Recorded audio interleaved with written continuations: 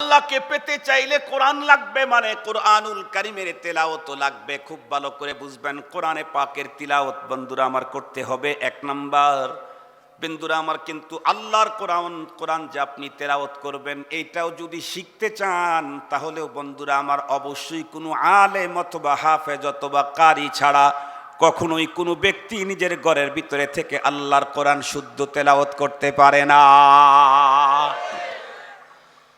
আমার দেশের মানুষের মধ্যে একটা ভ্রান্ত ধারণা আছে, মানুষ মনে করে আল্লাহর কোরআন পড়লেই নাকি, মানুষ মনে করে আল্লাহর কোরআন পড়লেই নাকি, না না, আল্লাহর কোরআন পড়লেই নাকি হয় না, বরং কখনো কখনো আল্লাহর কোরআন পড়লে উল্টা বন্ধুরা আমার জরিমানা হয়। যেমন আল্লাহর পয়গম্বরের ফতুয়া বলছি, আল্লাহ পাকের রসুল বলেন, রুব্বা কারিন ইয়াকরাউল কুরআন ওয়াল কুরআনু ইয়ালআনুহু। পৃথিবীর ভিতরে কোরআনের এমন হাজারো পাঠক আছে যারা আল্লাহর কোরআন তেলাওয়াত করে এই আশায় পরপারে ময়দানে মাহশরে সমস্ত মানুষ যখন তার আপনজন যখন তাকে ভুলে যাবে, ইয়াউমা ইয়াফিরুল মারউ মিন আখিহি ওয়া উম্মিহি ওয়া আবিহি ওয়া সাহিবাতিহি ওয়া বানিহি লিকুল্লি ইমরিইম মিনহুম ইয়াউমাইদিন শাআনুন ইউগনি। বাপ ভাই মা বহিন ফরজন্দ জন और यारगार आशिक माशूक नौकर बंदाए खिदमत गुजार काम आने का नहीं हर एक जुदा हो जाएगा बल्कि एक एक उज़्ब दुश्मन जन का हो जाएगा। रोज़ महशर हर नेहा पैदा शवाद हमदे खुद हर मुजरिमा रुसवा शवाद दस्तो पा बिदहद गवाही अज़बाया बरफसादे ऊब पेशे मुस्ता लब गुयद मंचुनी बूसीद आम दस्ते गुयद मंचुनी दजदीद आम चश्मे गुयद दीद आम सुए हराम गोशे गुयद चीद आम समरुल कलाम। কাল কিয়ামতের কঠিন ময়দান, বাবা যখন তার সন্তানের পরিচয় গোপন করে দিবে, সেই বিভীষিকাময় ময়দান কঠিন আল্লাহর আদালতে বহু কোরআনের পাঠক কোরআন পড়ে এই আশায় যাতে করে কোরআন আল্লাহর আদালতে আমার পক্ষে মালিকের কাছে সুপারিশ করে। কিন্তু নবীজি বলেন, কোরআনের পাঠক সিরিয়াস ভুল কোরআন তেলাওয়াত করার কারণে কোরআন ওর পক্ষে আল্লাহর আদালতে সুপারিশ করবে তো দূরের কথা, কোরআনের পাকের তেলাওয়াতের সঙ্গে সঙ্গে তাৎক্ষণিকভাবে কোরআন পাঠকের উপরে অভিশাপ করতে থাকে। কোরআন সুপারিশ করবে মিয়া, কোরআন তেলাওয়াতের সাথে সাথে পাঠকের উপরে অভিশাপ করে। কোন পাঠকের উপরে আল্লাহর কোরআন অভিশাপ করে? যেই পাঠকগুলি আল্লাহর কোরআন তেলাওয়াতে বন্ধুরা আমার ফুহুশ গলত সিরিয়াস ভুল পড়ে, আরবি অক্ষরগুলি স্বতন্ত্র মাখরাজ থেকে উচ্চারণ করা ছাড়া যারা আল্লাহর কোরআন পড়ে, কোরআনের এই পদ্ধতিতে কোরআন পড়লে কোরআনের উপরে জুলুম হয়, অবিচার হয়। এই জন্যে কোরআন তার উপরে বন্ধুরা আমার অভিশাপ করে। এই জন্যে কোরআন পড়তে হলে নিয়ম মেনে পড়তে হবে। কেমনে পড়তে হবে? আল্লাহ পাকের পয়গম্বর তা আল্লাহ পাক নিজেই বলেছেন, ওয়ারাত্তিলিল কুরআন তারতিলা। কোরআনওয়ালা হয়ে থাকে, ওর সিনায় যদি কোরআন থাকে, ফেরেশতা তখন পিছনের দিক থেকে বন্ধুরা আমার সামনের দিক থেকে আগে আগে বলবে, দোস্ত তুমি কি খোঁজো? উপরে উঠার জন্য সিঁড়ি খুঁজি, সিঁড়ি নাই, লিফট খুঁজি, লিফট নাই, কেমনে উপরে উঠবো? ফেরেশতা তখন বলবে, কেন কেন, ইকরা ওয়ারতাকি, ইকরা ওয়ারতাকি, তুম পড়তে যাও আর চড়তে যাও। তুমি কোরআনে পাকের আয়াত তেলাওয়াত করলে সিঁড়ি লিফটের দরকার নাই, অটোমেটিকলি উপরে উঠতে থাকবা। কিন্তু ওইখানে গিয়া কেমনে পড়লে উপরে উঠবে? আল্লাহ পাকের রাসূল বলেন, ওয়ারাত্তিল দুনিয়া কামা কুনতা তুরাত্তিলু ফিদ দুনিয়া। দুনিয়ার ভিতরে যেমন তরতিলের সঙ্গে কোরআন পড়েছো, পরেও তুমি তোমার তেলাওয়াত দিয়ে জান্নাতের উপরে উঠতে চাইলে তরতিল ছাড়া কোরআনের তেলাওয়াত দিয়ে জান্নাতের উপরে উঠা যায় না। এই জন্যই বলতে চাই, আমার দেশের ভিতরে হাজার মুসলমানদের অন্তরের ভিতরে এখন আল্লাহর কোরআন পড়ার প্রতি আগ্রহ তৈরি হয়েছে। আলহামদুলিল্লাহ, আলহামদুলিল্লাহ, আলহামদুলিল্লাহ। কিন্তু অনেক মুসলমান অন্তরের ভিতরে আল্লাহর কোরআন তেলাওয়াতের আগ্রহটা পূরণ করতে গিয়ে যেই পদ্ধতি অবলম্বন করেছে, এই পদ্ধতিটা সিরিয়াস, ভয়াবহ। نحمده ونستعينه ونستغفره ونؤمن به ونتوكل عليه ونعوذ بالله من شرور أنفسنا ومن سيئات أعمالنا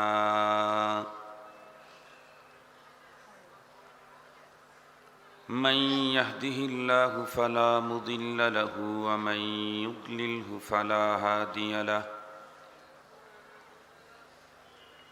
ونشهد أن لا إله إلا الله وحده لا شريك له ونشهد أن سيدنا وسندنا وحبيبنا وشفيعنا وطبيبنا وطبيب قلوبنا وأولانا ومولانا محمدا عبده ورسوله الذي يرسله بالحق إلى الخلق بشيرا ونذيرا وداعيا إلى الله بإذنه وسراجا وقمرا منيرا أما بعد فأعوذ بالله من الشيطان الرجيم بسم الله الرحمن الرحيم يرفع الله الذين آمنوا منكم والذين أوتوا العلم درجات وقال صاحب القرآن صلى الله عليه وسلم العلماء ورثة الأنبياء وإن الأنبياء لم يورثوا دينارا ولا درهما إنما ورثوا العلم فمن أخذه أخذ بحظ وافر أو كما قال عليه الصلاة والسلام صدق الله مولانا العظيم وصدق رسوله النبي الأمي الكريم ونحن على ذلك لمن الشاهدين والشاكرين والذاكرين والحمد لله رب العالمين اللهم صل على سيدنا مولانا محمد وعلى آله وأصحابه وبارك وسلم اللهم صل على محمد النبي الأمي وعلى آله وسلم تسليما يا رب صل وسلم دائما أبدا على حبيبك خير الخلق كلهم بلغ العلا بكماله كشف الدجى بجماله حسنت جميع خصاله صلوا عليه وآله محبت جرأ وجه بلغ العلا بكماله كشف الدجى بجماله حسنت جميع خصاله صلوا عليه وآله আজকে শেষ দিনের শেষ অধিবেশনের শেষ মুহূর্তে আল্লাহ পাক আমাকে আপনাদের খেদমতে উপস্থিত করে দিয়েছেন। আমিও মাওলা পাকের উপরে পূর্ণ আস্থা রেখেই তাঁর কালামে মাজিদ থেকে অল্প কিছু অংশ তিলাওয়াত করেছি। মহানবী সাল্লাল্লাহু আলাইহি ওয়াসাল্লামের অসংখ্য অগণিত হাদিসে মুবারকা থেকে বহুল পঠিত একখানা হাদিসও পাঠ করেছি।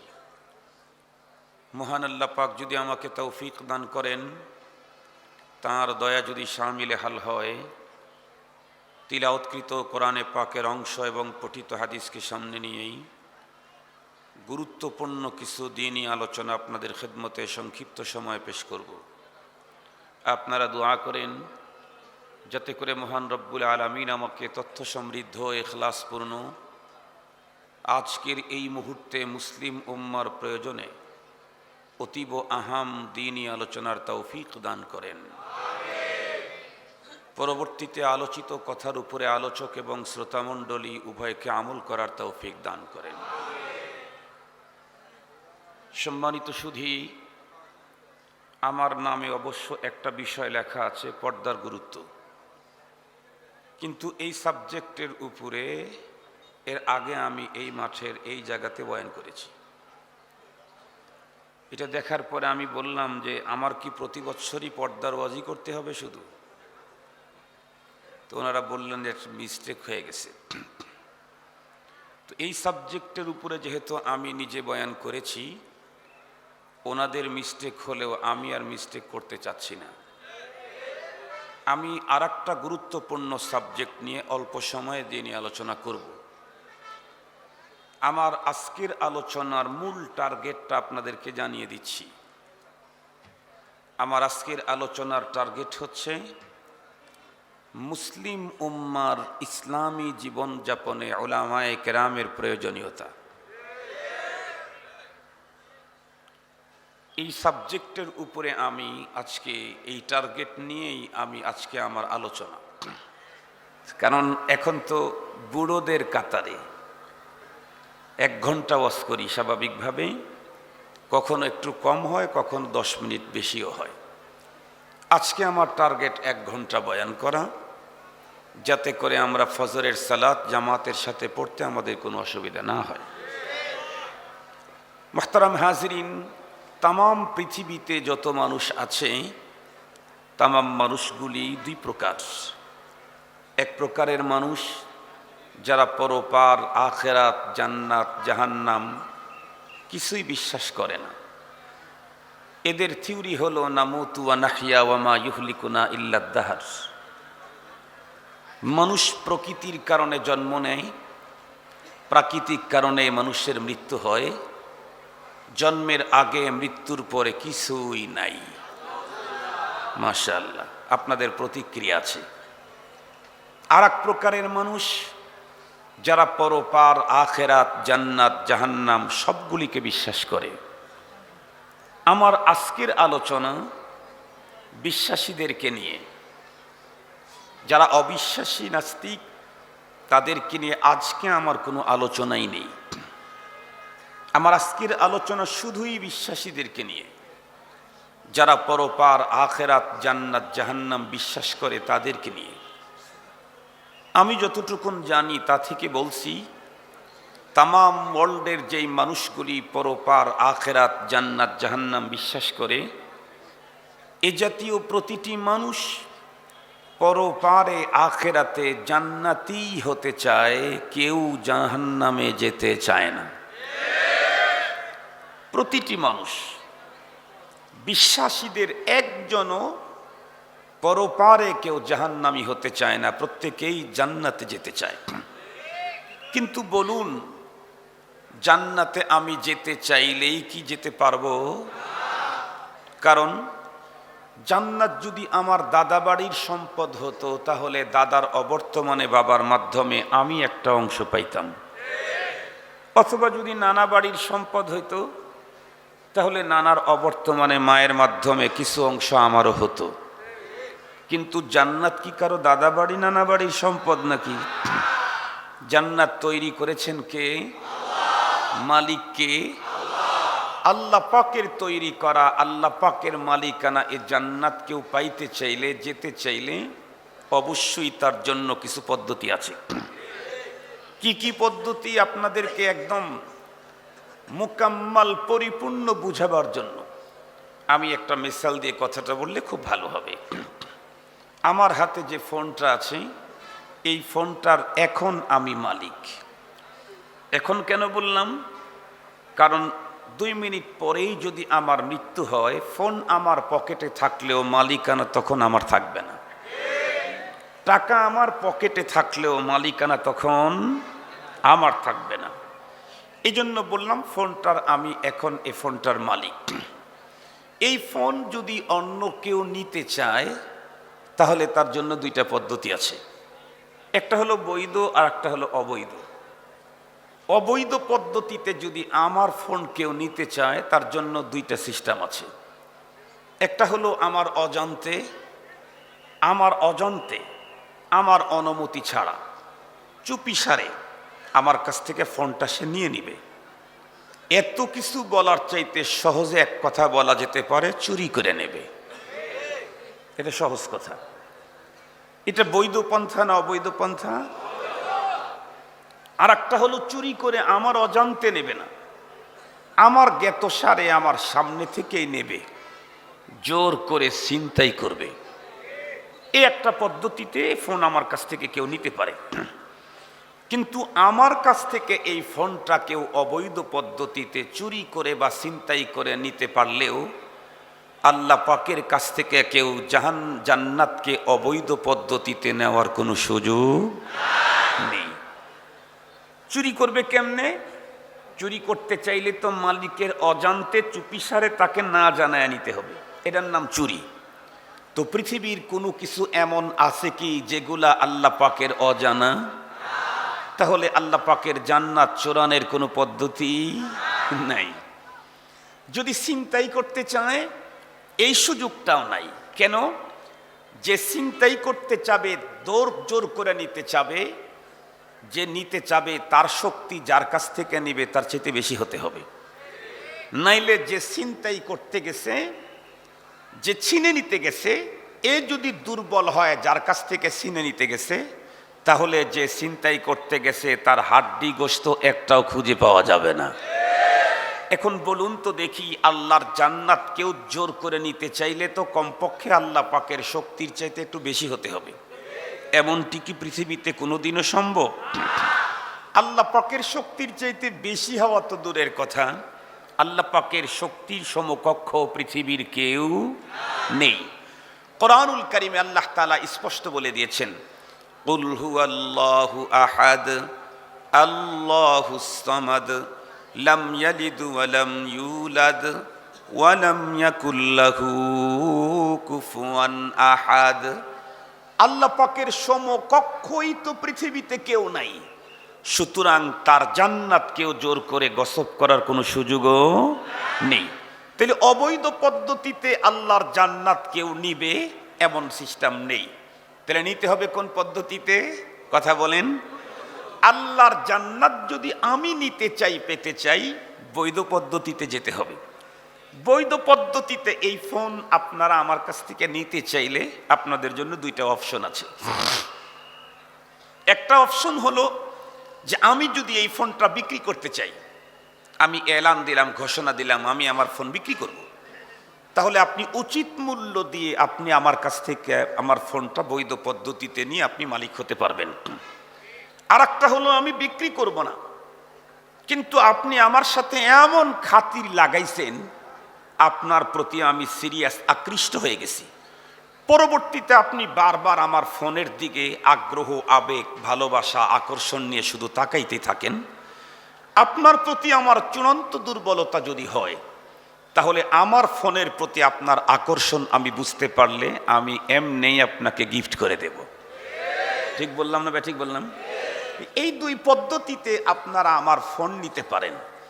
আল্লাহ পাকের জান্নাত যদি কেউ নিতে চান, পেতে চান, তাদের জন্য এই দুইটা অপশনই খোলা আছে। আলহামদুলিল্লাহ বললেন না? যে আমরা তো প্রত্যেকে আল্লাহর জান্নাত নিতে চাই, পেতে চাই, যেতে চাই, তো তাদের জন্য এই দুইটা অপশনই খোলা আছে। একটা হলো যদি কেউ চায় যে আল্লাহ পাকের জান্নাত কিনবে, আল্লাহ পাকের কোরআনে আল্লাহ তাআলা তার জান্নাত বিক্রি করে দেওয়ার ঘোষণাও দিয়েছেন। সুবহানাল্লাহ। আল্লাহ তাআলা বলেন, ইন্নাল্লাহা আশতারা মিনাল মুমিনিনা আনফুসাহুম ওয়া আমওয়ালাহুম বিআন্না লাহুমুল জান্নাহ। আল্লাহ তাআলা তার জান্নাত যে বিক্রি করে দিবেন এই ঘোষণা কোরআন শরীফে দিয়েছেন। আল্লাহ তাআলা বলেন, নিঃসন্দেহে আল্লাহ তাআলা খরিদ করেছেন ঈমানদারের জান আর মাল, বেচে দিয়েছেন তার জান্নাত। তাহলে আল্লাহ পাকের জান্নাত আল্লাহ তাআলা বিক্রি করবেন, এ কথা কোরআন শরীফের মধ্যে আছে। কিন্তু আল্লাহর জান্নাত কিনতে চাইলে এটা একটু কঠিন আছে। কেন? আল্লাহকে দিতে হবে দুইটা, পাওয়া যাবে একটা, নিতে হবে একটা। আল্লাহ পাকের এক জান্নাত কিনতে চাইলে আমাকে দুইটা জিনিস দিতে হবে, আমার জানও দিতে হবে, আমার মালও দিতে হবে। জানও দিতে হবে, মালও দিতে হবে, তারপরে আল্লাহ পাকের জান্নাত পাওয়া যাবে। তাহলে এটা তুলনামূলক একটু একটু হলেও কঠিন। এর চাইতে সহজ পদ্ধতি কোনটা? বলে আল্লাহ পাকের সাথে যদি খাতির জমানো যায়, তাহলে আল্লাহ তাআলা আমি জান্নাতের আগ্রহ দেখাইলে আল্লাহ এমনিই জান্নাত দিয়ে দিবেন।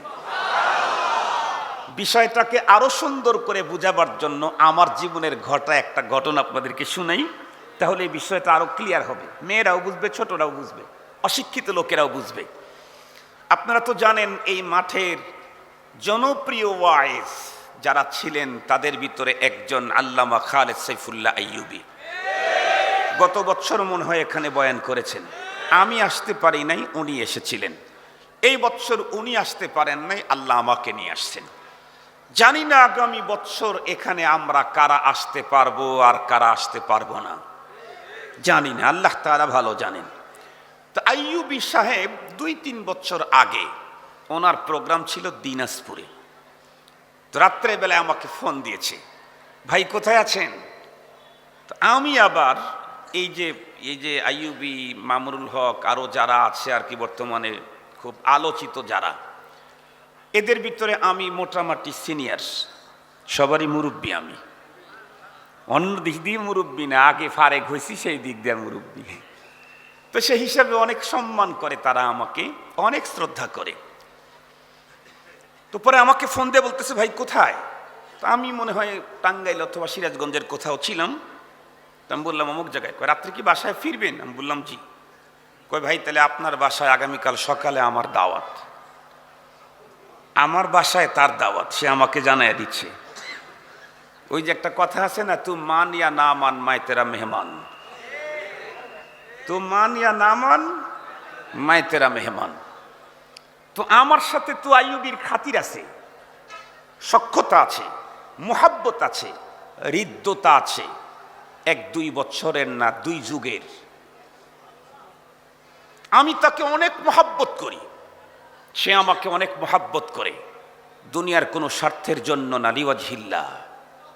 উহিব্বুস সালিহিনা ওয়া লাস্তু মিনহুম, উহিব্বুস সালিহিনা ওয়া লাস্তু মিনহুম, লাআল্লাল্লাহা ইয়ারযুকুনি সালাহা।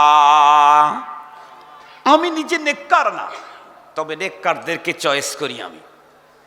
আমি নিজে নেককার না, নেককারদেরকে আমি চয়েস করি। কেন?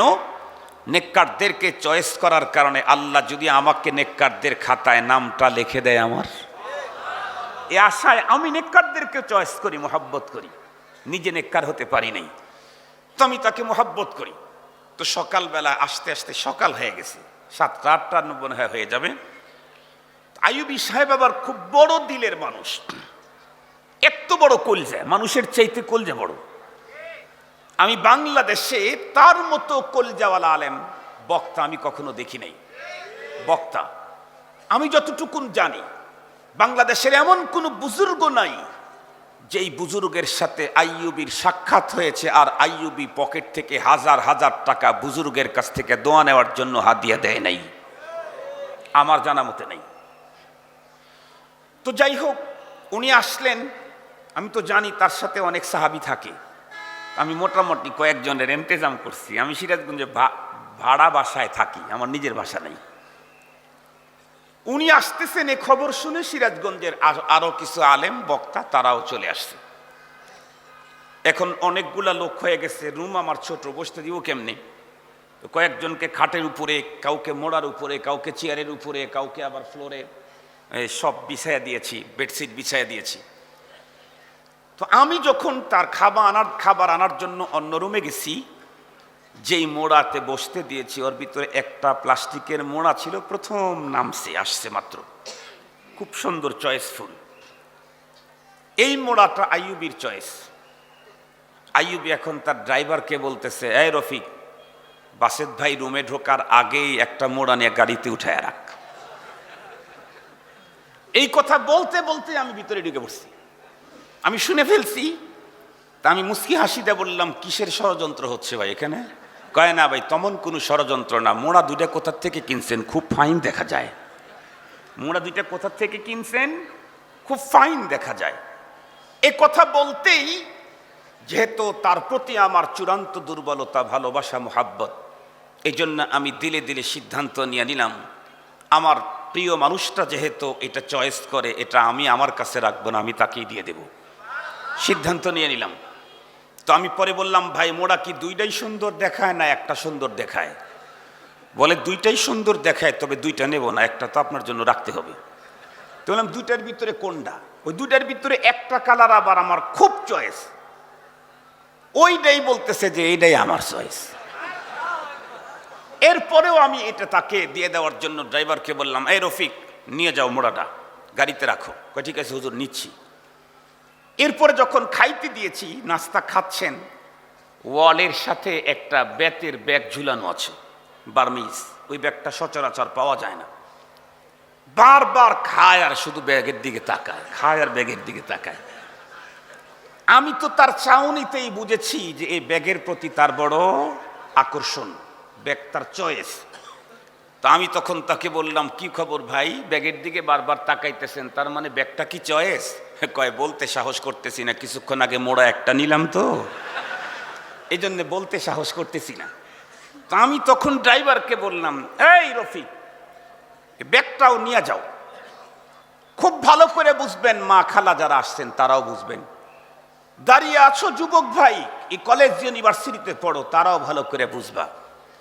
আইয়ুবের সাথে আমার খাতির, আমি যেই মোড়াটা নিজে চয়েস করে নিয়ে আসছি নিজে ব্যবহার করার জন্য, এরপরেও আমার খাতিরের মানুষটা যখন তার দিকে আবেগের দৃষ্টিতে তাকিয়েছে, এখন মোড়াটা আমার কাছে আমি রাখি নাই, সাথে সাথে তার বলা ছাড়া, মূল্য ছাড়া, বিনিময় ছাড়াই আমি তাকে দিয়ে দিয়েছি। আমি যেই ব্যাগটা খরিদ করেছি, এটা তো আমার কলিজার টুকরা মেয়ের জন্য নিয়ে আসছি, আমি যাকে আমার চাইতে বেশি ভালোবাসি। এরপরেও আমার প্রিয় মানুষ, আমার খাতিরের লোকটা যখন এই ব্যাগের দিকে যখন মোহাব্বতের দৃষ্টিতে তাকিয়েছে, আমি তখন আমার ব্যাগটাকে তাকে এমনিতেই দিয়ে দিয়েছি। আল্লাহর সাথে যদি আমরা খাতির করতে পারি আর অন্তরের ভিতরে যদি জান্নাতের আবেগ তৈরি হয়, মালিক জান্নাতটা এমনি আমাকে দিয়ে দিবেন। আল্লাহর সাথে যদি খাতির হয় আর জান্নাতের আবেগ যদি দিলের ভিতরে ঢোকে, আমার মালিক তো এমন, ইয়ালামু খাইনাতাল আয়ুন ওয়া মা তুখফিস সুদূর, ইয়ালামু খাইনাতাল আয়ুন ওয়া মা তুখফিস সুদূর। চোখের খিয়ানত, অন্তরের পরিকল্পনা সব জানেন কে? আমার অন্তরে যদি জান্নাতের প্রতি আগ্রহ তৈরি হয়, তাহলে রব্বুল আলামিন আমাকে জান্নাত এমনিই দিবেন। আমি তো আমার ব্যবহারেরটাই দিয়ে দিয়েছি, আল্লাহ তো জান্নাত নিজে ব্যবহার করার জন্য তৈরি করেন নাই। আল্লাহ কি জান্নাত নিজের ব্যবহার করার জন্য তৈরি করেছেন? আমি তো আমার প্রয়োজনের জিনিসটাও আমি আমার দোস্তকে দিয়ে দিয়েছি। আমি যদি আমার দোস্তকে আমার প্রয়োজনের জিনিসটাও দিতে পারি, রব্বুল আলামিন তার বান্দাকে তার প্রয়োজন নাই এমন বস্তু কি দিবেন না? আরে দিবেন তো দিবেন, তার চাইতে বড় দিবেন। আল্লাহু আজওয়াদু জুদা সুম্মা আনা মিন বানি আদম আও কামা ক্বালা আলাইহিস সালাতু ওয়াস সালাম। মহানবীজি বলেন, পৃথিবীর সবচাইতে বড় দাতা কে? আল্লাহ। পৃথিবীর সবচাইতে বড় দাতা আল্লাহ। সুতরাং তার সাথে খাতির করতে পারলে আর কোনো কিছুর অভাব নাই। মান কানা লিল্লাহি কানা আল্লাহু লাহু, মান লাহুল মাওলা ফালাহুল কুল। আমি যদি আল্লাহর হই, আল্লাহ আমার হয়ে যাবে। আর আল্লাহ যদি আমার হয়, তাহলে চীন ও আরব হামারা, হিন্দু সেতা হামারা, আসমান জমিন হামারা, সব কুছ হামারা, সব তখন আমার হয়ে যাবে। তাহলে আমরা যারা আল্লাহকে পেতে চাই, জান্নাতে যেতে চাই, তাদের জন্য আল্লাহ পাকের জান্নাত পাওয়ার সবচেয়ে আসান তরিকা, খাতির করা লাগবে একজনের সাথে, সেটা কে? আপনারা কি আল্লাহর সাথে খাতির করতে রাজি আছেন? এই যুবক ভাই, তোমরা কি রাজি আছো আল্লাহর সাথে খাতির জমাইতে? সব যুবক রাজি ইনশাআল্লাহ। পৃথিবীর আর কারো সাথে খাতির হোক না হোক, আমার মওলার সাথে আমরা খাতির করবই। মালিকের সাথে প্রেম করতে গিয়ে, খাতির করতে গিয়ে যদি কোনো আঘাত আসে, মাথা পেতে মেনে নেব, মালিকের সাথে খাতির ছাড়তে রাজি নাই। ইনশাআল্লাহ। আমাদের দেশে তো এক ছেলে আর এক মেয়ের সাথে খাতির করলেই সব মেনে নেয়, মেরে ফেলবা মেরে ফেলো, তারপরও খাতিরের লোককে ছাড়বো না। কি বলেন? এরকম হয় না? এক ছেলে এক মেয়ের সাথে খাতির করছে, তো ফ্যামিলির পক্ষ থেকে সিরিয়াস ভাবে কড়াকড়ি, শাসাশাসি, এরপরে কি বলে, মেরে ফেললে মেরে ফেলো, এরপরেও আমি আবার খাতিরের লোকটাকে ছাড়বো না। একজন মানুষ আর একজন মানুষের সাথে খাতির করলে যদি মৃত্যুকে বরণ করা যায়, আমি রব্বুল আলামিনের সাথে খাতির করবই, তাতে মৃত্যু আমাকে যতবার ধরে ধরুক, আমার কোনো আপত্তি নাই। মরণ আমাকে যতবার ধরবে ধরুক, আমি আমার রবের সাথে খাতির করবই। তাহলে এখন খাতির তো করব, তো খাতির করার সিস্টেম কি? কি চিঠি আদান প্রদান করা লাগবে? মাঝে মাঝে পার্কে গিয়ে দেখা করা লাগবে? পহেলা বৈশাখ আর 31st নাইটে কথা বলেন না কেন?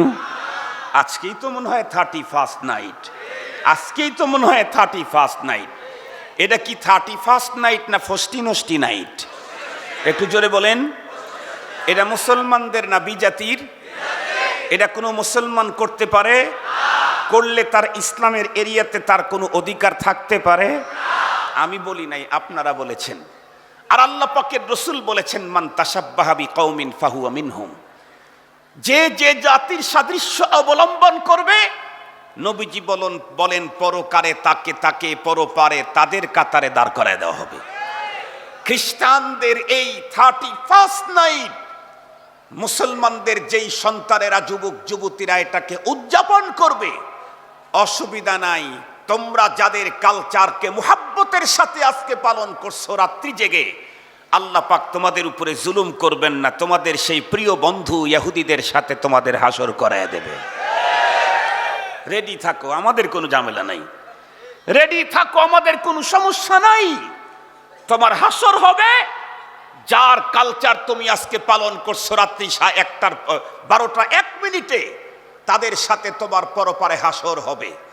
তোমাকে যদি মক্কাতুল মুকাররমার পবিত্র জমিনে দাফন করা হয়, তারপরেও তোমার হাসর হবে ইহুদির সাথে।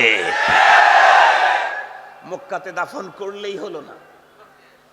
নবী আলাইহিস সালাম বলেছেন, মান তাশাব্বাহা বিকওমিন ফাহুয়া মিনহুম। আমি 31st নাইটের বিস্তারিত আলোচনা আজকে করতে চাই না, এর চাইতে গুরুত্বপূর্ণ আলোচনাটা আমি আজকে করতে চাচ্ছি। ওটা তো আজকে একদিনের জন্য ওয়ান টাইমের আলোচনা। আমি যেটা আজকে পেশ করতে চাচ্ছি এটা হলো অল টাইমের আলোচনা। মনে রাখবেন। তাহলে এখন আল্লাহর সাথে আমরা খাতির করতে সবাই রাজি। আমার মা মহলে যারা আছে তারাও রাজি, এটা আমি জানি, রাজি।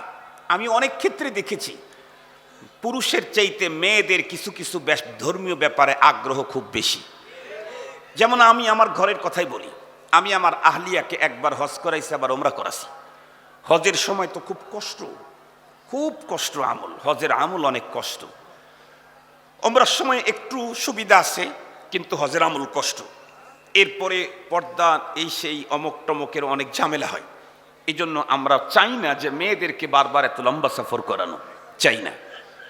কিন্তু আমার আহলিয়া বছরে মিনিমাম 100 বার আমাকে বলবে, হুজুর আপনার কাছে আমার কোনো আবেদন নাই, গহনা চাই না, গাড়ি চাই না, বাড়ি চাই না, জায়গা চাই না, বছরে একবার একটু আল্লাহর ঘরে আমারে নিয়ে যাবেন।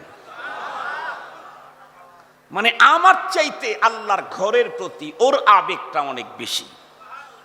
আরো এমন শব্দ দিয়া বলে, আমি না করার সাহস আমার কলিজায় থাকে না। তখন বলে যে আপনি নিয়ে যাবেন না তো আমার রব আমাকে নিয়ে যাবে, আপনি স্বীকার করেন না কেন? বলতেছে আমার রব আমাকে নিয়ে যাবে, যিনি ঘরের মালিক উনি আমাকে নিয়ে যাবে, আপনি একটু স্বীকার হইলেই তো হয়। তা আমি শেষ পর্যন্ত কি বলবো, আমার কাছে কোনো উত্তর থাকে না। বলি ঠিক আছে, তুমি যদি মালিককে কন্ট্রাক্ট করতে পারো আমার কোনো ঝামেলা নাই, তুমি মালিককে কন্ট্রাক্ট করো, আমার কোনো ঝামেলা নাই। এই জন্যে বললাম, অনেক ক্ষেত্রে আমাদের মা বোনেরা আমাদের পুরুষদের চাইতে ধর্মীয় কিছু ব্যাপারে তাদের আবেগটা বেশি। এই জন্য আমি আশা করি তারাও আল্লাহর সাথে খাতির করতে চান। এখন আল্লাহর সাথে তার বান্দাদের খাতির হবে কি করে? আল্লাহ পাক পৃথিবীর মানুষকে আল্লাহর সাথে খাতির করবে কি করে, এজন্য দুইটা ধারা পৃথিবীতে চালু রেখেছিলেন। একটা হলো কিতাবুল্লাহর ধারা, আর একটা হলো রিজালুল্লাহর ধারা। একটা হলো তার পক্ষ থেকে গাইড দিতেন, গাইড পাঠাইতেন, এটা করো, এটা করো, এটা করো, এটা করো, এটা ছাড়ো, এটা ছাড়ো, এটা ছাড়ো, এটা ছাড়ো, তাহলে তোমার সাথে আমার খাতির হয়ে যাবে। সুবহানাল্লাহ বললেন না? যে নামাজ পড়ো, আকিমুস সালাহ, আতুজ যাকাত, সুমু রমাদান, তারপরে এই জাতীয় ও আতিমুল হজ্জ ওয়াল উমরা, আল্লাহ পাক বলেছেন এগুলি করো, তোমার সাথে আমার খাতির হবে। কি ছাড়ো? জারু রিবা, রিবা ছাড়ো, সুদ ছাড়ো, ঘুষ ছাড়ো, জিনা ছাড়ো, মিথ্যা ছাড়ো, জুলুম ছাড়ো, অবিচার ছাড়ো, ব্যভিচার ছাড়ো, এগুলা ছাড়ো, তোমার সাথে আমার খাতির হবে। এখন যেগুলি করতে বলেছেন, উনি যে গাইড দিয়েছেন, এগুলি করব কেমনে, এর প্র্যাকটিক্যালি শিক্ষা দেওয়ার জন্য আল্লাহ তাআলা আর একটা ধারা দুনিয়াতে চালু রেখেছিলেন, রিজালুল্লাহর ধারা। রিজালুল্লাহ মানে আল্লাহ পাক মানুষের মধ্যে হতেই বাছাই করে ছাঁটাই করে কিছু মানুষ পাঠিয়েছেন, যারা আল্লাহ পাকের পক্ষ থেকে প্রেরিত গাইডগুলির ডাইরেক্ট প্র্যাকটিক্যাল প্রশিক্ষণ দিবেন, যাদেরকে নবী এবং রসুল বলা হয়। আমাদের নবীজি স্পষ্টই বলেছেন, ইন্নামা বুইস্তু মুআল্লিমা, আমি তো পৃথিবীতে প্রেরিত হয়েছি টিচার হিসাবে। আমি লম্বা করব না, উঠাউঠি করেন না, লম্বা করব না। মুহতারাম হাজিরিন, তাহলে আমাকে দুইটা জিনিস মানতেই হবে। এই দুই জিনিস যদি আমি মানি ধরি, তাহলে আল্লাহ পাবো, জান্নাতে যাব। একটা হলো আল্লাহর কোরআন, আর একটা হলো নবীজির সুন্নাহ। একটা কি বলেন? আল্লাহর কোরআন, আর একটা কি? নবীজির সুন্নাহ। নবীজি এই কথাটাকে আরো স্পষ্ট করে বয়ান করেছেন। নবীজি বলেন, তারাকতু ফীকুম আমরাইন লান তাদিল্লু মা তামাসসাকতুম বিহিমা কিতাবাল্লাহি ওয়া সুন্নতি আও কামা ক্বালা আলাইহিস সালাতু ওয়াস সালাম। নবীজি বলেন, পৃথিবীর মানুষ, তোমাদের মাঝে আমি মহা দুই জিনিস রেখে গেলাম। এই দুইটা যতদিন পর্যন্ত ধরে রাখতে পারবে, ততদিন পর্যন্ত পথ হারাবে না, গমরা হবে না, পথভ্রষ্ট হবে না, লাইনচ্যুত হবে না। সেই দুইটার একটা হলো কোরআন, আর একটা হলো সুন্নাহ। এই দুইটাকে তো ধরতে হবে, কিন্তু ধরার সিস্টেমটা কি হবে, তাও আল্লাহ পাকের কোরআন আল্লাহ তাআলা বলেন ওয়াতাসিমু বিহাবলিল্লাহি জামিআ। আল্লাহ পাকের কোরআন ধরতে হবে সম্মিলিতভাবে, মজবুত করে, সম্মিলিতভাবে মজবুত করে। আজকে তামাম পৃথিবীতে মুসলমানদের দুর্দশার যত কারণ আছে, তার ভিতরে সবচাইতে বড় কারণ, পৃথিবীর মুসলমান আজকে গ্রুপে গ্রুপে বিভক্ত হয়েছে। বাংলাদেশের উলামায়ে কেরামের আজকে দুর্দশার একটা বড় কারণ, গ্রুপে গ্রুপে বিভক্ত হয়ে গেছে। আল্লাহ পাক বলেন, কোরআনকে ধরতে হবে সিস্টেম জামিয়া, সম্মিলিত, মজবুত করে। বলে ধরবো তো হাত দিয়ে, পা দিয়ে, বডি দিয়ে, মুখ দিয়ে, কি দিয়ে ধরবো? আল্লাহ পাকের রসুল তাও বলেছেন। নবীজি বলেন, আদ্দু আলাইহা বিন্নাওয়াজিস। খুব ভালো করে বুঝবেন, নবীজি বলেন আদ্দু আলাইহা বিন্নাওয়াজিস, ধরবা হাত দিয়ে না। কোরআন সুন্নাহ হাত দিয়ে, পা দিয়ে, বডি দিয়ে না, ধরতে হবে দাঁত দিয়ে। কি দিয়ে? কথা বলেন, কোন দাঁত দিয়ে? মানুষের মুখে তো দাঁত আছে 32টা, আর এই দাঁতগুলার আরবিতে নামও আছে। উপরের দুটা, সামনের দুইটাকে বলা হয় সানায়া উলিয়া, সোজা নিচের দুইটাকে বলা হয় সানায়া সুফলা। উপরের দুইটার ডান দিকে একটা, বাম দিকে একটা, নিচের দুইটার ডান দিকে একটা, বাম দিকে একটা, চারটাকে বলা হয় রুবাইয়া। এরপরে কিছু দাঁত আছে, এগুলাকে বলা হয় আদরাস। এরপরে কিছু দাঁত আছে, এগুলাকে আরবিতে বলা হয় আনয়াব। এরপরে কিছু দাঁত আছে, যেগুলাকে বলা হয় নাওয়াজিস। নবীজি বললেন দাঁত দিয়ে ধরতে হবে কোরআন সুন্নাহ, কিন্তু কোন দাঁত দিয়ে? সামনের দাঁত দিয়ে না মারির দাঁত দিয়ে? কথা বলেন, মারির দাঁত দিয়ে। কথা বলেন কেন? কারণ হলো, কোরআন সুন্নাহ যদি কেউ ধরতে চায়, তাহলে দুনিয়াতে এই মানুষটা থেকে আল্লাহর কোরআনকে দূরে সরাবার জন্য টানতে থাকবে দুনিয়া। কোরআন থেকে তাকে বিচ্ছিন্ন করার জন্য ষড়যন্ত্র চলতেই থাকবে। কিন্তু কোনো অবস্থাতেই তুমি কোরআন থেকে ছিন্ন হতে পারবা না। কারণ কোরআন থেকে তুমি যদি দূরে চলে যাও, মুসলিম জাতি মনে রাখবা, তুমি তোমার ইতিহাস ঐতিহ্য তো দূরের কথা, অস্তিত্ব রক্ষা করতে পারবা না। এই জন্য সামনের দাঁত দিয়ে ধরলে হবে না। সামনের দাঁত দিয়ে যদি কেউ কিছু ধরে আর একজন টানতে থাকলে হয় দাঁত ভেঙ্গে যাবে, না হয় ছেড়ে দিতে বাধ্য হবে। এই জন্য রাসূল বলেছেন কোরআন সুন্নাহ ধরতে হবে মারির দাঁত দিয়ে। মারির দাঁত দিয়ে যদি কেউ কিছু ধরতে পারে, অপর দিক থেকে কেউ টানতে থাকলে টানতে টানতে ওই ছিটকে পড়ে যায়। মারির দাঁত যেটা ধরতে জানে সেটা ছাড়তে জানে না। এত মজবুত করে ধরতে হবে আল্লাহর কোরআন, পয়গম্বরের সুন্নত। আমি বলেছি ইতিহাস ঐতিহ্য তো দূরের কথা, অস্তিত্ব রক্ষা করতে পারবা না মুসলিম আল্লাহর কোরআন ছেড়ে দিলে। কথাটাকে বুঝাবার জন্য একটা মিসাল দিলে বুঝবেন। আপনাদের এলাকায় খালবিল নদী নালা আছে না? সাগর তো নাই। বাংলাদেশে সাগরও তো আছে, পৃথিবীতে মহাসাগরও আছে। মহাসাগর থেকে একটা মহা মাছ উত্তোলন করলেন, যেই মাছটার বিশালতা 70 কিলোমিটার ধরে নেন। এই মাছটাকে যদি মহাসাগর থেকে উঠায়া কোনো এক জায়গায় রেখে দেন, তাহলে মাছটা কয়শো বছর পর্যন্ত বেঁচে থাকবে? 100 বছর। পানির থেকে উপরে উঠায় রাখছেন, 100 বছর বাঁচবে? একটা বছর, 1 মাস, 1 সপ্তাহ, 1 দিন, তাও বিশ্বাস করা যায় না। মাছ যত বড়ই হোক, সে যদি মহামাছ হয়, তার অস্তিত্ব রক্ষার জন্য পানি লাগে, পানি। যেমন 70 কিলোমিটারের বিশাল আকৃতির মাছ তার অস্তিত্ব রক্ষা করতে পারে না, মুসলিম জাতির অস্তিত্ব রক্ষার জন্য কোরআন লাগে, কোরআন। তথ্য প্রযুক্তি আর টেকনোলজিতে তামাম দুনিয়ার সেরা হলেও মুসলিম জাতি কখনোই তাদের অস্তিত্ব রক্ষা করতে পারবে না যতক্ষণ পর্যন্ত কোরআন ধরে না রাখবে। মুসলমান ভাইরারে আমার, লম্বা কথা বলতে চাই না।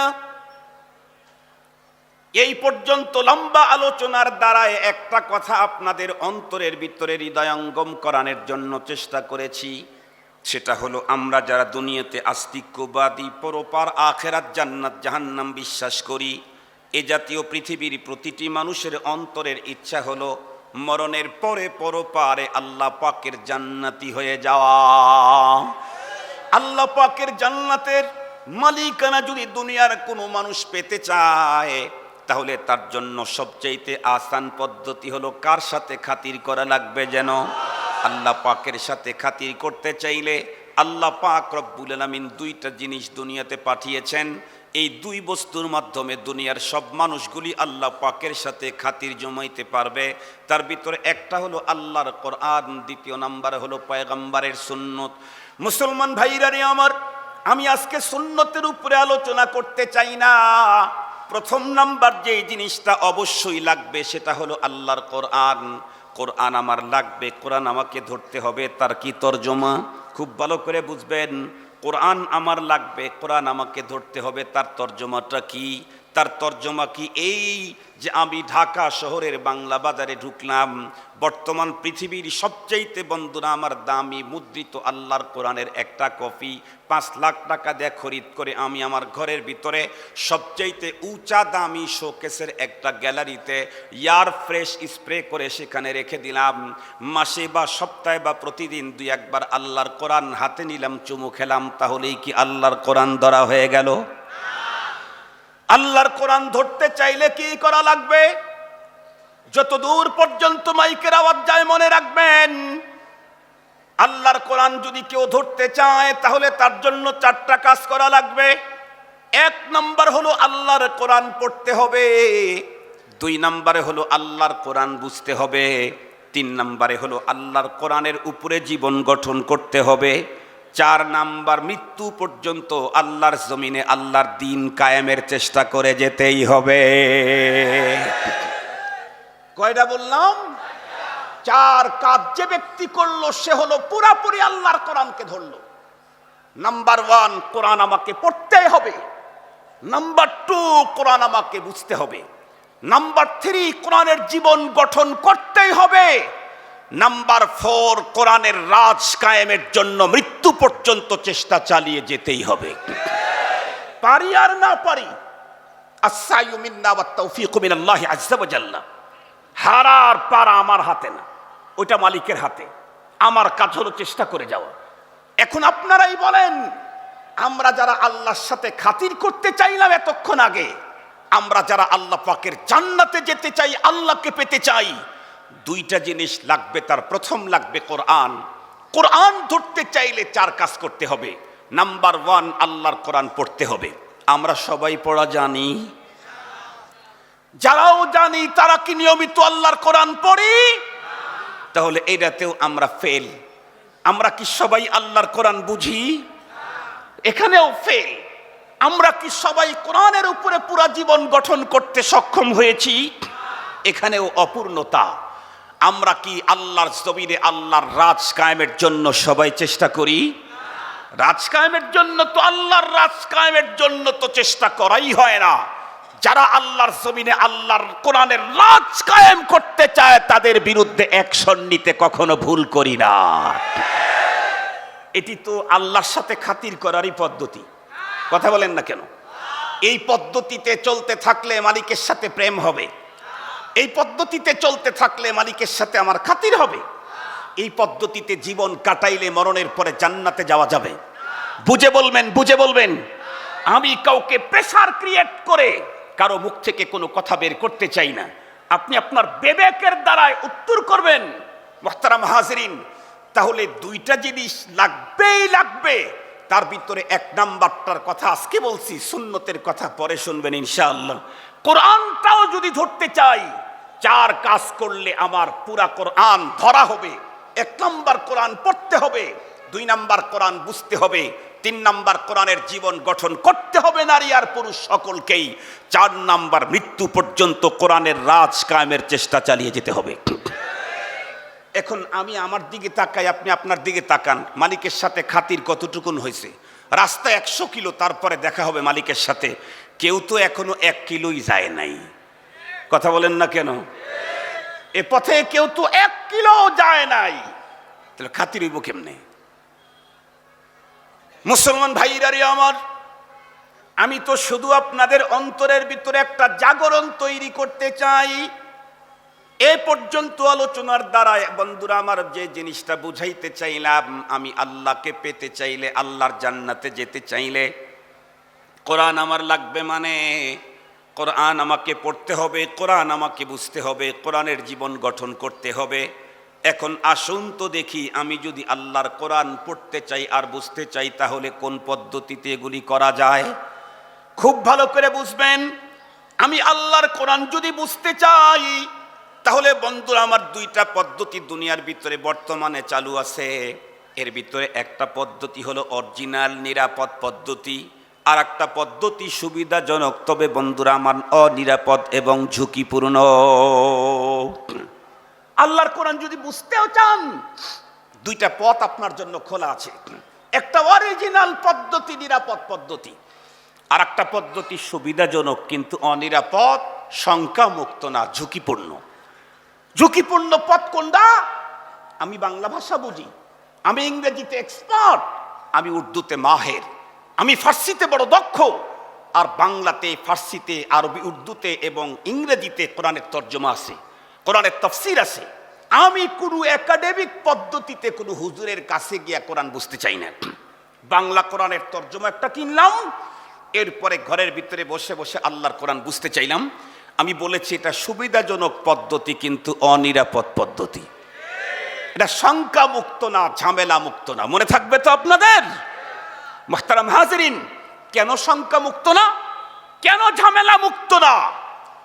আমাদের দেশের অনেক শিক্ষিত আপার শিক্ষিত বন্ধুরা, দেশের অনেক বড় বড় গুরুত্বপূর্ণ পদে পদস্থ লোকেরা, তারা বলে, হুজুর বর্তমান সময়ে বাংলাদেশে যত দিনদার মানুষের কাফেলা আছে, এর ভিতরে কওমি অঙ্গনটাকে একটু বেশি ভালো লাগে। আলহামদুলিল্লাহ বলেন না?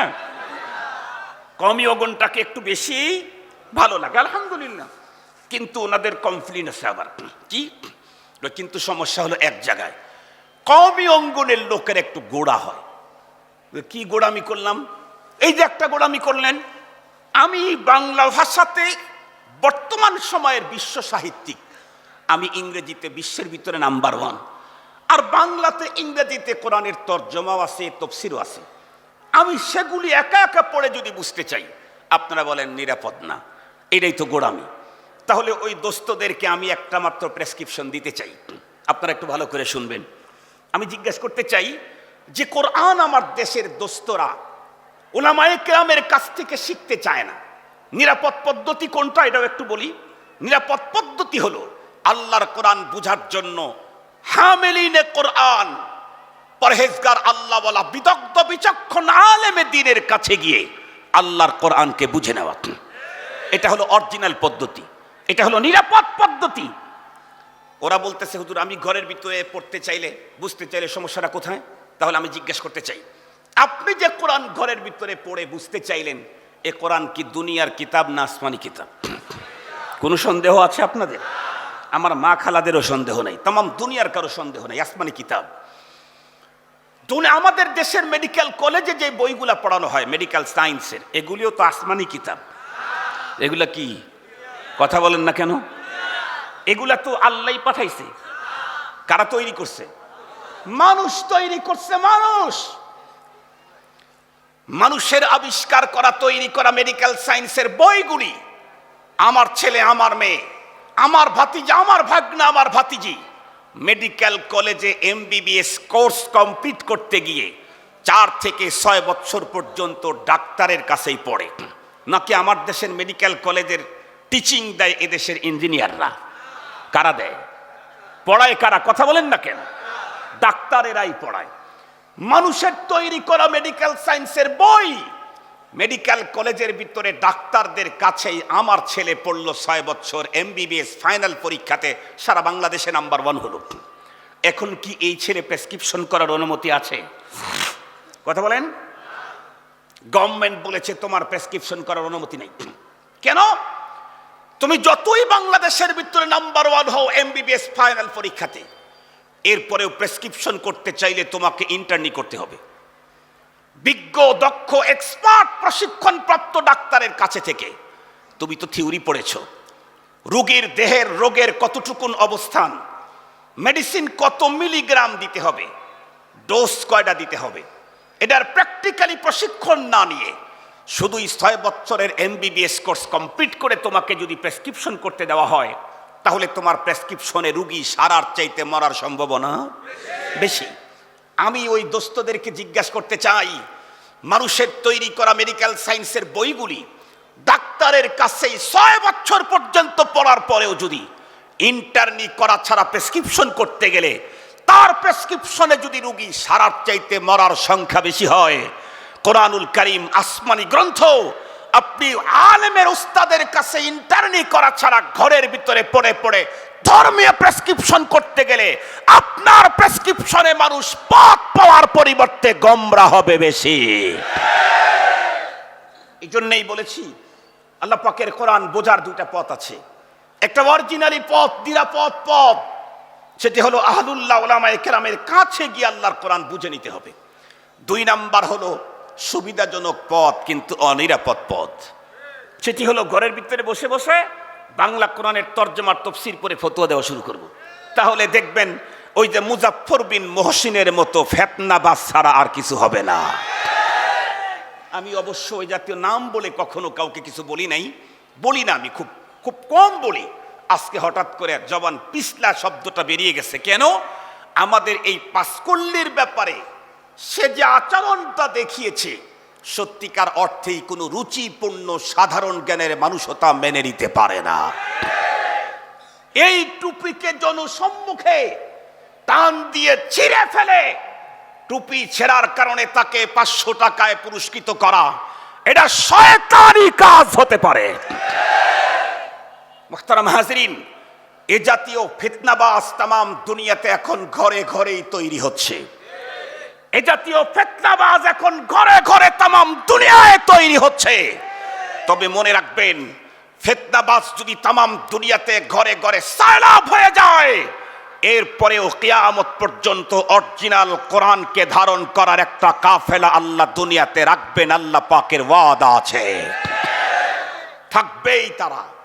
চুলকানি তোমার যতই বড় ঘাও যদি হয়, তারপরেও কাজ হবে না। তোমার যদি বেশি কষ্ট হয় তাহলে তুমি যাও, থাকবেই এ গুরু। হকের উপরে একটা গ্রুপ কিয়ামত পর্যন্ত থাকবেই, আল্লাহ পাকের ওয়াদা আছে। মুহতারাম হাজরিন, সেদিকে যেতে চাই না। তাহলে আমি আল্লাহর কোরআন যদি বুঝতে চাই, তাহলেও কাকে লাগবে? যেন আলেম লাগবে। কথা বলেন না কেন? এ পর্যন্ত আলোচনার দ্বারা এটাই তো বুঝলাম। আমি আল্লাহকে পেতে চাইলে, জান্নাতে যেতে চাইলে কোরআন লাগবে, সুন্নাহ লাগবে। আজকে সুন্নাহবাদ কোরআনের উপরে কথা বলছি। কোরআন আমার লাগবে। কোরআন আমার লাগবে মানে কোরআন আমাকে পড়তে হবে, কোরআন আমাকে বুঝতে হবে, কোরআনের জীবন গঠন করতে হবে। আমি কোরআন বুঝতে চাইলে কি লাগবে? আর একটু জোরে বলেন, কি লাগবে? Doctor, doctor, professor, lieutenant colonel, general, brigadier, এই জাতীয় কাউকে দিয়ে কোরআন জানা হয় না। দ্বিতীয় নম্বরে মুসলমান, আল্লাহকে পেতে চাইলে কোরআন লাগবে মানে কোরআনুল কারীমের তেলাওয়াত লাগবে। খুব ভালো করে বুঝবেন, কোরআনে পাকের তিলাওয়াত বন্ধুরা আমার করতে হবে। এক নাম্বার বন্ধুরা আমার, কিন্তু আল্লাহর কোরআন যে আপনি তেলাওয়াত করবেন, এইটাও যদি শিখতে চান, তাহলেও বন্ধুরা আমার অবশ্যই কোনো আলেম অথবা হাফেজ অথবা কারি ছাড়া কখনোই কোনো ব্যক্তি নিজের ঘরের ভিতরে থেকে আল্লাহর কোরআন শুদ্ধ তেলাওয়াত করতে পারে না। আমার দেশের মানুষের মধ্যে একটা ভ্রান্ত ধারণা আছে। মানুষ মনে করে আল্লাহর কোরআন পড়লেই নাকি, মানুষ মনে করে আল্লাহর কোরআন পড়লেই নাকি, না না, আল্লাহর কোরআন পড়লেই নাকি হয় না, বরং কখনো কখনো আল্লাহর কোরআন পড়লে উল্টা বন্ধুরা আমার জরিমানা হয়। যেমন আল্লাহর পয়গম্বরের ফতুয়া বলছি, আল্লাহ পাকের রসুল বলেন, রুব্বা কারিন ইয়াকরাউল কুরআন ওয়াল কুরআনু ইয়ালআনুহু।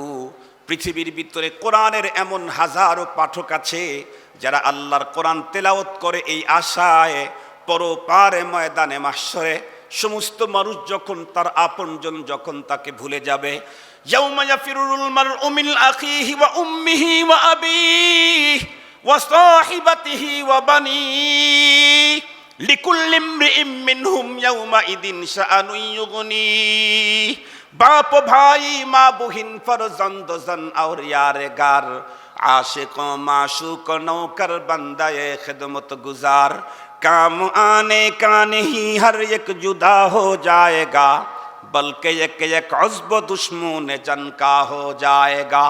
रोज़ महशर हर नेहा पैदा शवाद, हमदे खुद हर मुजरिमा रुसवा शवाद, दस्तो पा बिदहद गवाही अज़बाया, बरफसादे ऊब पेशे मुस्ता, लब गुयद मंचुनी बूसीद आम, दस्त गुयद मंचुनी दजदीद आम, चश्म गुयद दीद आम सुए हराम, गोश गुयद चीद आम समरुल कलाम। কাল কিয়ামতের কঠিন ময়দান, বাবা যখন তার সন্তানের পরিচয় গোপন করে দিবে, সেই বিভীষিকাময় ময়দান কঠিন আল্লাহর আদালতে বহু কোরআনের পাঠক কোরআন পড়ে এই আশায় যাতে করে কোরআন আল্লাহর আদালতে আমার পক্ষে মালিকের কাছে সুপারিশ করে। কিন্তু নবীজি বলেন, কোরআনের পাঠক সিরিয়াস ভুল কোরআন তেলাওয়াত করার কারণে কোরআন ওর পক্ষে আল্লাহর আদালতে সুপারিশ করবে তো দূরের কথা, কোরআনের পাকের তেলাওয়াতের সঙ্গে সঙ্গে তাৎক্ষণিকভাবে কোরআন পাঠকের উপরে অভিশাপ করতে থাকে। কোরআন সুপারিশ করবে মিয়া, কোরআন তেলাওয়াতের সাথে সাথে পাঠকের উপরে অভিশাপ করে। কোন পাঠকের উপরে আল্লাহর কোরআন অভিশাপ করে?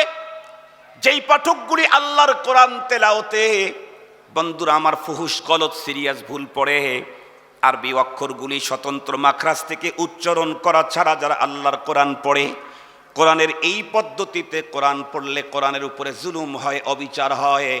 এই জন্যে কোরআন তার উপরে বন্ধুরা আমার অভিশাপ করে। এই জন্যে কোরআন পড়তে হলে নিয়ম মেনে পড়তে হবে। কেমনে পড়তে হবে? আল্লাহ পাকের পয়গম্বর তা আল্লাহ পাক নিজেই বলেছেন, ওয়ারাত্তিলিল কুরআন তারতিলা। আল্লাহর কোরআন পড়তে চাও, তারতিলের সাথে পড়ো, তারতিলের সাথে পড়ো।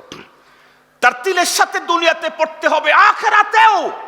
সারা জীবন ওয়াজ শুনছেন, উলামায়ে কেরামের কাছ থেকে ওয়াজ শুনেছেন, মরণের পরে আল্লাহ পাক যখন জান্নাতীদেরকে জান্নাত দিবেন, জান্নাতীরা জান্নাতে ঢুকে দেখবে বহুতল বহুতল ভবন, জান্নাতের বিল্ডিংগুলি 160 তালা হবে, বর্জ আল খলিফার মতো হবে। কত তালা হবে?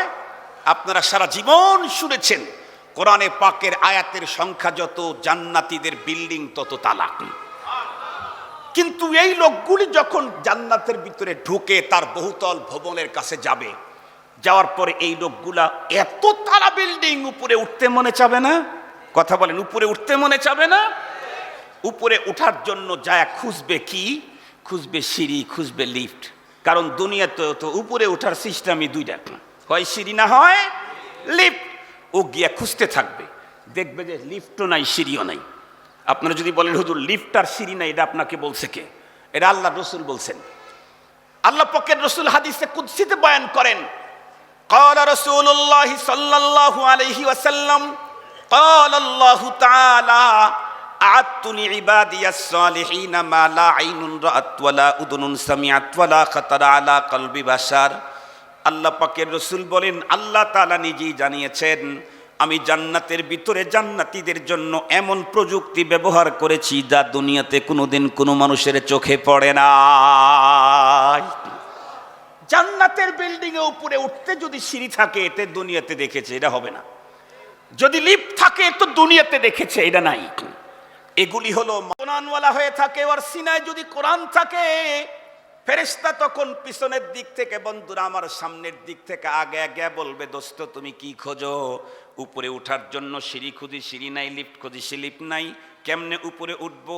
ফেরেশতা তখন বলবে, কেন কেন? ইকরা ওয়ারতাকি, ইকরা ওয়ারতাকি, তুম পড়তে যাও আর চড়তে যাও। তুমি কোরআনে পাকের আয়াত তেলাওয়াত করলে সিঁড়ি লিফটের দরকার নাই, অটোমেটিকলি উপরে উঠতে থাকবা। কিন্তু ওইখানে গিয়া কেমনে পড়লে উপরে উঠবে? আল্লাহ পাকের রসুল বলেন, ওয়ারাত্তিল দুনিয়া কামা কুনতা তুরাত্তিলু ফিদ দুনিয়া। দুনিয়ার ভিতরে যেমন তরতিলের সঙ্গে কোরআন পড়েছো, পরেও তুমি তোমার তেলাওয়াত দিয়ে জান্নাতের উপরে উঠতে চাইলে তরতিল ছাড়া কোরআনের তেলাওয়াত দিয়ে জান্নাতের উপরে উঠা যায় না। এই জন্যই বলতে চাই, আমার দেশের ভিতরে হাজার মুসলমানদের অন্তরের ভিতরে এখন আল্লাহর কোরআন পড়ার প্রতি আগ্রহ তৈরি হয়েছে। আলহামদুলিল্লাহ, আলহামদুলিল্লাহ, আলহামদুলিল্লাহ। কিন্তু অনেক মুসলমান অন্তরের ভিতরে আল্লাহর কোরআন তেলাওয়াতের আগ্রহটা পূরণ করতে গিয়ে যেই পদ্ধতি অবলম্বন করেছে, এই পদ্ধতিটা সিরিয়াস, ভয়াবহ। সেটি কি? অনেক মানুষের অন্তরে তৈরি হয়েছে, আমি আল্লাহর কোরআন পড়বো। এটা তৈরি হতেই হবে, আল্লাহকে পেতে চাইলে কোরআন তো পড়তেই হবে। কিন্তু আল্লাহর কোরআন পড়বো, এজন্য সে সিস্টেম করছে কি? বাংলা উচ্চারণ কোরআন শরীফ কিনে নিয়ে এসে পড়া শুরু করছে। মনে রাখবেন, বাংলাতে কোরআনে পাকের উচ্চারণ লেখা জায়েজ নাই, ছাপানো জায়েজ নাই, পড়া জায়েজ নাই, এটা কেনাও জায়েজ নাই। বাংলা উচ্চারণ, কোরআনের উচ্চারণ, লেখা পড়া, ছাপানো, মুদ্রণ একটাও জায়েজ নাই। কেন জায়েজ নাই? কোরআন শরীফ পড়তে হবে তরতিলের সাথে না তরতিল ছাড়া? কথা বলেন না কেন? এ অর্ডার কার? তরতিলের সাথে পড়তে চাইলে, তরতিল শব্দের দুইটা অর্থ, দুইটার সমন্বয় তরতিল। একটা হলো শুদ্ধ হতে হবে, আর একটা স্পষ্ট হতে হবে। শুদ্ধ হতে হবে, স্পষ্ট হতে হবে। শুদ্ধ পড়তে চাইলে আরবি অক্ষরগুলির স্বতন্ত্র মাখরাজ থেকে অক্ষর উচ্চারণ করতে হবে। এখন আপনি বলুন, আরবিতে হা আছে আর হা আছে, বাংলাতে এই দুইটা উচ্চারণ করার মতো কোন অক্ষর আপনাদের কাছে আছে? কথা বলেন না কেন? কথা বলেন না কেন? দুইটা হর হ, হর হ। হর হ দিয়া তো বাংলা হ, আরবি কোরআন হ না। কথা কি বুঝাতে পারছেন আপনাদেরকে? আরবিতে হামজা আছে, আইন আছে, আইন। আপনি বলুন তো দেখি, আপনার বাংলাতে এই দুইটার অক্ষরের জন্য কোন দুইটা অক্ষর আছে? কথা বলেন, কথা বলেন। নেই। আরবিতে সা আছে, জাল আছে, সিন আছে, সদ আছে। এই সবগুলা উচ্চারণের এক্সট্রা এক্সট্রা জায়গা আছে। আমি জিজ্ঞাসা করতে চাই, এইগুলি উচ্চারণের আপনার বাংলাতে কোন অক্ষর আছে? তাহলে আপনি বাংলাতে লিখলেন মানেই আল্লাহর কোরআনকে পরিবর্তন করে দিলেন। কথা বলেন, কথা বলেন, কথা বলেন। আছে আইন, আপনি পড়বেন হামজা। আছে হামজা, আপনি পড়বেন আইন। আছে বড় হা, আপনি পড়বেন হ। আছে সা, আপনি পড়বেন স। আছে সদ, আপনি পড়বেন শাহ। তাহলে বাংলাতে কোরআন লেখার পড়া মানে নিশ্চিত আল্লাহর কোরআন ভুল পড়া। এই জন্য এটা লেখাও জায়েজ নাই, পড়াও জায়েজ নাই, ছাপানো জায়েজ নাই, কেনাও জায়েজ নেই। মনে থাকবে তো আপনাদের? আল্লাহর কোরআন পড়তে হলে কার কাছে যেতে হবে? হয় আলেম, না হয় হাফেজ, না হয় কারি।